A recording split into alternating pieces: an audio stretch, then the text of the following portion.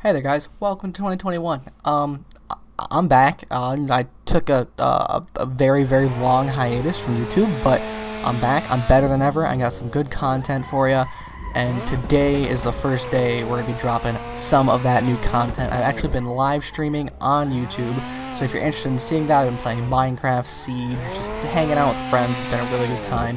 If you're interested in seeing that, be sure to hit the subscribe button and hit the notification bell. But without further ado, we'll get into today's video. Alrighty guys, as I already said, thanks for tuning in, but the first car on this list is going to be an Evo 8 MR. This one is modded, it's tuned, I slammed it, it's cool, makes like 411 horsepower, I think, something in that figure range, but it's nothing crazy. It's a pretty reasonable figure for what the car is. I mean, people with Evos will literally do like a turbo and a fuel system and make like 550 wheels, so it's very achievable, like in real life. I was kind of going for that, like achievable, realistic cars that like weren't super crazy, because that would just be unfair. But let's talk about the actual car on the track. It handles, oh my god, like it was insane. Like you just bank it in and it just goes, like it just turns. It's great. It gave me a lot of confidence, honestly. Like going around this track, Brands Hatch, I am not good at this track. Like I'm just not. And I set a pretty good lap time for me, at least. It was like 150 something, I think, maybe more. I don't remember exactly, but it was a fairly good lap time. This was the third car that I tested and like that I recorded with, but I'm putting it first because I think it's a really, really good foundational car for anybody who wants to like get into grip racing in Assetto Corsa. I do a lot of drifting, and that's always fun, but there's something about just like grip racing that's just so fun to me. I don't know. But the cool thing about this car is it's all-wheel drive, and it doesn't make a shitload of power too early, so it's actually pretty like forgiving. It's got a lot of room for error. If you're watching the video actually and you're not just listening, you'll see I went off track a couple times. Again, that's the driver mod thing. Went off track a couple times, but I was able to save it. It was actually really reasonable with like the handling off track and stuff. And that makes sense. It's an Evo, like they're rally cars. But the way I had it tuned for the suspension, it shouldn't have been a rally car. It was definitely a grip car. That being said, I really enjoyed driving this car, and I honestly thought it wouldn't do that great against the other cars you'll see on the list. It didn't feel that fast. It felt like slow but gripped up, like a Civic or something like that, which, spoiler alert, there's an Integra on the list. But, you know, it felt good but not super quick. Like, it felt grippy, and I enjoyed driving it, but it didn't have the same sauce of some of the other cars, especially the first two that I tested. Like, it didn't feel as spicy, if that makes sense. But I really enjoyed driving it, and if you guys want to give it a try, link to all the cars are actually down in the description below. If I forget one or the link doesn't work, just comment, I'll change it, absolutely. But yeah, so that's going to end it for the Evo 8. Alright, so next up on the list, this is the first car that I tested. It's an FD RX-7. Wow. It's kind of ridiculous. Like, you know, it's got really long gears for a rotary. It's because it's like a track mod. I don't know. But, like, you start in first and just bogs immediately. And you're like, well, that's kind of weird. And so you give it some gas, and it goes up in first and goes up into second. And then it starts really cooking in third. And, like, it's just, it feels really, really fast. And, like, going in the turns, it feels well balanced, proper. Like, it feels like an FD should. Like, I've never driven an FD. I'd love to, but it feels like I imagine it would feel like well balanced, like fairly light, but you know, with a modded car, it's got more power than stock, so it just amplifies the stock driving feeling. This one I think makes like 430 wheel, I think, with the mods or something like that. I'm not totally sure, but even that again is very achievable for a rotary. I mean, it takes more work, of course, than an Evo, but shit, it's cool as fuck. It's a rotary. It sounds cool. Like, it sounds like a toothbrush, like just what you want from a rotary. And you know, it's just cool. It's CYM yellow. I love me some FDs. Like, it's nice. It's very proper. It feels like a good car. Like, if you want to get into like rear-wheel drive grip racing as opposed to all-wheel drive with the Evo, it handles well, and I feel like it's a good place to start. However, it can be a bit unforgiving. If you go into a turn too hot, you're not stopping it.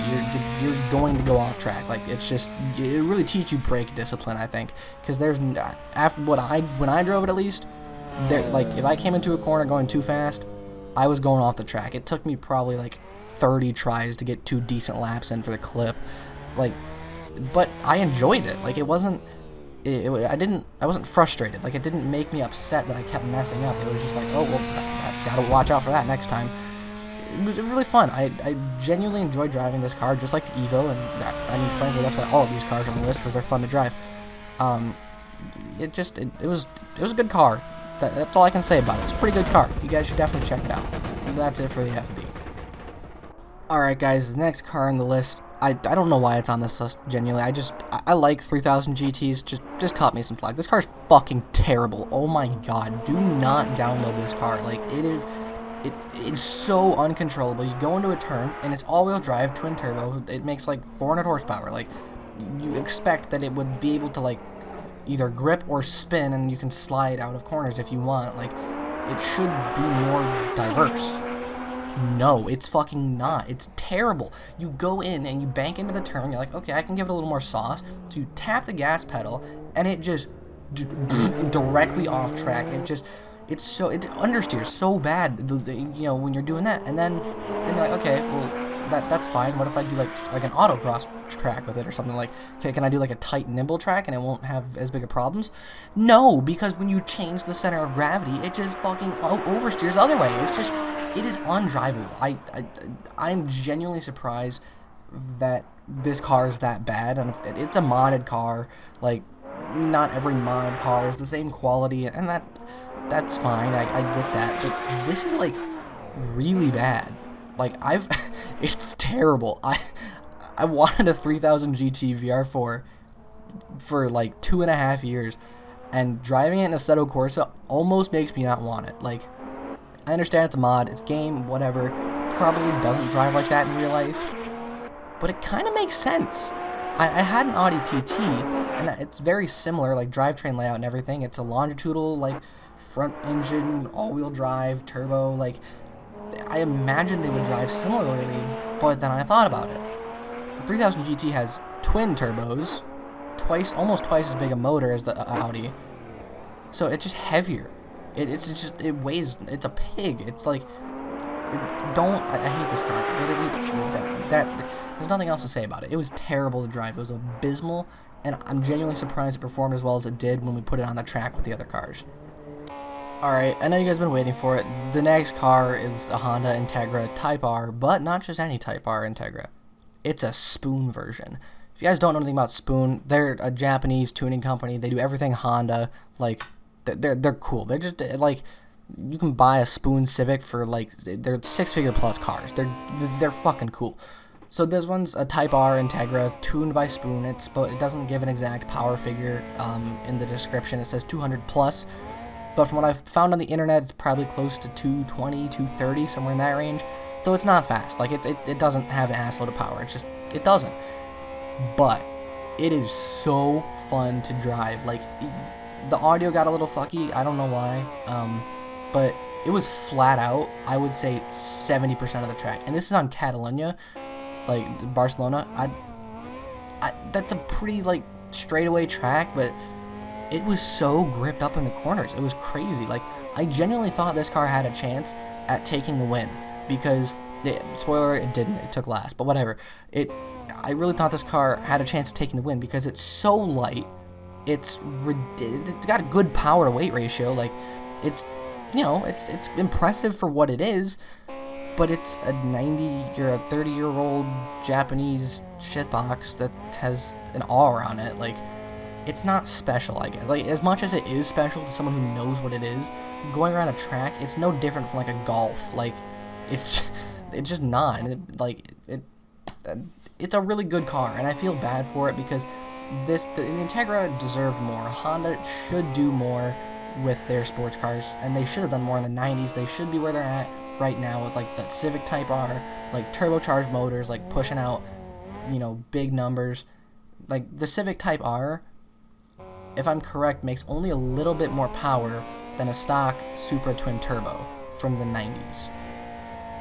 You do the math. Like, and the Type R, the new one, is great. Like, it set like the Nürburgring front wheel drive track record. Like, it's a really cool car. but it's not that fast. And it's kind of disappointing, and I really wish this car would have been better, but, you know, it's not, and it kind of sucks, but, you know, that's what you got. It's an Integra Type R. Alright, next up on the list, well, I shouldn't say next up, finally, we have an R8. If you don't know what an R8 is, you've been sleeping. This is a Vorsteiner R8, so it's got the cool carbon body kit on it. I like the way it looks. I like the color I chose and everything, but it got muddy, like, after the first turn on Laguna Seca. This didn't happen to any of the other cars. I don't know why it happened to this one, and it looks stupid for the rest of the time recording, and I'm too lazy to go through it and try and do a lap without hitting the dirt, so I gave up. But, you know, it's a really cool car. I think it makes like 630 horsepower it's rated for. Sounds good. Sounds really good. All-wheel drive. I put it on slicks, actually, for the Red Bull Ring testing. The Red Bull Ring Austria. I put it on slicks, and that was good until you hit a straightaway, because the tires cooled off really, really fast. So that's the thing. Just be wary of that. If you're going on a straightaway, maybe leave some extra room to skid a little bit, because your tires are not going to stay up to temp. So the R8 was a really good car. I enjoyed driving it. It handled pretty well. It was pretty nimble. A little sketchy coming out in third gear, like on Laguna Seca, on some of the corners. A little sketchy. Got a little bit of understeer action going, or oversteer action going there. But hey, you know, it's an R8. What do you expect? It was about what I expected. It was fun to drive. But for me, I'm the kind of guy, you give me $100,000 to buy a car, I'm gonna buy $10,000 shit boxes. Like, I'm not gonna go out and buy one car. So it's kind of cool to, you know, have the experience of driving an R8 in a video game. Let me preface that. In a video game, I enjoyed it. It was fun. Now we'll get into the competition for the lap time. All right, guys, the moment you've all been waiting for. Let's get into the lap times. We all saw this coming. The Integra took last. It was really fun to drive. It felt really gripped up. It just didn't have the power on the straightaways. It just didn't. It wasn't fast enough in the straights. It handled really well in the corners, but, you know, the Red Bull Ring unfortunately has 3 pretty decent straightaways, so maybe it's not the fairest track to race on, but it is what it is. The Integra got a 155.7. Not a very fast lap, but I really enjoyed driving around the track. It was nice. It was really good. And then, also not surprisingly, in 4th place, we had the 3000 GT. Absolute dog shit. I'm surprised the Integra didn't beat it. It was sliding across the entire track. I hated it. It was terrible. But somehow it beat the Integra by 2 seconds. All-wheel drive, I guess. I think it was mostly because of the horsepower advantage. I had like double the horsepower, so it could really speed up on the straights. The 3000 GT got a 153.7, exactly 2 seconds faster than the Integra. 3rd place, we've got the Evo, the FD, and the R8 left. The FD got 3rd place. It just didn't have the grip. It was really fast. It had a lot of horsepower down the straights. It felt good down the straights, but it just couldn't keep up in the corners. I tried my best. I gave it a bunch of laps, thinking I would get faster, and it didn't get any faster. My theoretical got pretty close to what the R8 and the Evo were running, but just not close enough. It got a 148.3. That's the actual, not the theoretical, by the way. Then in 2nd place, we have the R8. I'm genuinely surprised by this. The R8 has a lot more horsepower. Not a lot, like 200 more. I guess that's a lot. It's got a decent chunk more horsepower than the Evo. It's got the similar all-wheel drive system. It's mid-engine. You would think it would handle better and be faster.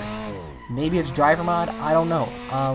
You know, it just I felt really good in the car. Honestly, it felt really good. It was nimble. It was quick. Good in the straights, good in the corners, gripped up really nice. No drama, like really good grip car.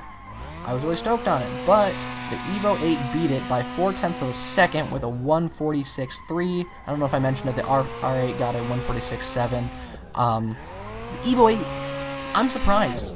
I don't think an Evo 8 with 400 horsepower could beat an R8 with 600 plus horsepower.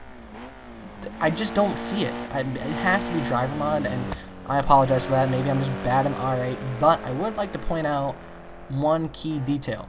The theoretical fastest lap for the Evo was like a 145.3 or 4, I think.